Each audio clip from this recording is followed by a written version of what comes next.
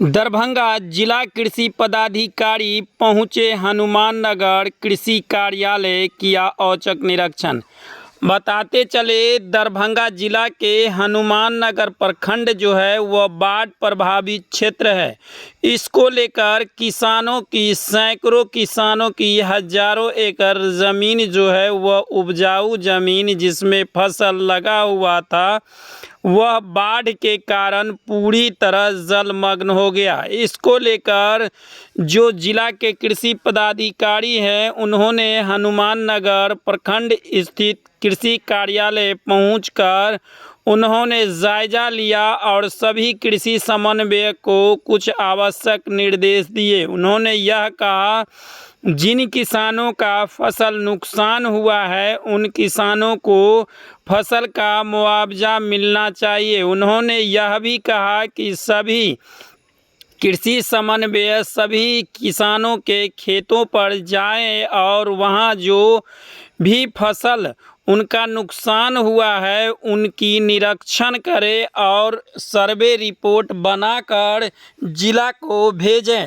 ताकि जो भी किसान का फसल नुकसान हुआ है उन किसानों की सही मुआवजा मिल सके। उन्होंने यह कहा कि यह जो भारत है वह पूरे कृषि प्रधान देश है। जिला कृषि पदाधिकारी ने क्या कुछ कहा वह सुने।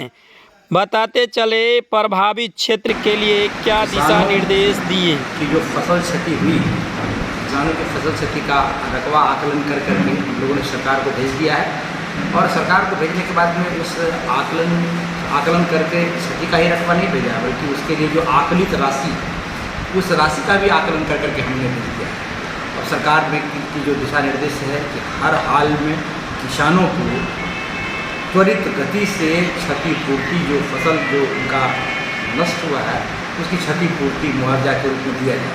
सरकार ने निर्धारित किया है कि धान की फसल जो सिंचित क्षेत्र में होती है उसके लिए 17,000 रुपया प्रति हेक्टेयर की दर से दिया जाए। अब हम लोग आकलन कर रहे हैं, प्रत्येक पंचायत में जो क्षति योग्य जितनी क्षति हुई है उसका रकबा हम लोग आकलन कर चुके हैं। अब किसान को आवेदन करना है और किसान ऑनलाइन आवेदन करेंगे। किसान के ऑनलाइन आवेदन अपने कागजातों के साथ में लगा करके आवेदन करेंगे। उसमें दोनों तरह के किसान आवेदन करेंगे, जो वास्तविक किसान हैं वो, जो वास्तविक जोतदार हैं वो, और जो बटाईदार हैं या किसान बटाईदार दोनों, वो सभी आवेदन करेंगे।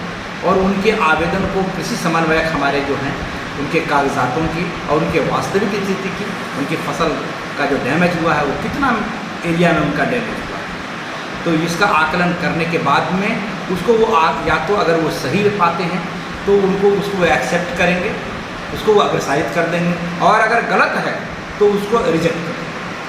इसके अतिरिक्त जो उसके अलावा भी एक फॉर्मेट है, वो फॉर्मेट है जो बटाईदार हैं, बटाईदार के केसेज में जो अगल बगल के 2-3 किसान हैं उनका सिर्फ सिग्नेचर चाहिए, फ़ोटो ले लेंगे और जनप्रतिनिधि उसके नीचे में यह उसको सत्यापित करेंगे कि जनप्रतिनिधि यह सत्यापित करेंगे, चाहे वो वार्ड हों, जो वो हो, सरपंच हों, माननीय मुखिया हो या कोई हो, वो वहाँ पर दस्तखत कर देंगे, मतलब उसको सर्टिफाई कर देंगे। और उसके सर्टिफाई के बाद में हमारे कृषि समन्वयक उसको सर्टिफाई करेंगे और तब वह कागज़ को लोड कर देंगे। उसके लिए विविध बाकायदा प्रपत्र है, उसको लोड कर देंगे, फ़ोटो के साथ में लोड कर देंगे और तब उसको आगे बढ़ा देंगे। और जब आगे बढ़ा देंगे तो चला आएगा कहाँ, अनुमंडल कृषि पदाधिकारी के लॉगिन आएंगे।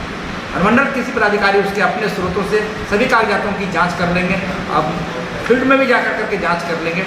उसके बाद में वो आगे बढ़ावेंगे, अगर गलत है तो रिजेक्ट करेंगे, तो वो आ जाएगा जिला कृषि पदाधिकारी के पास।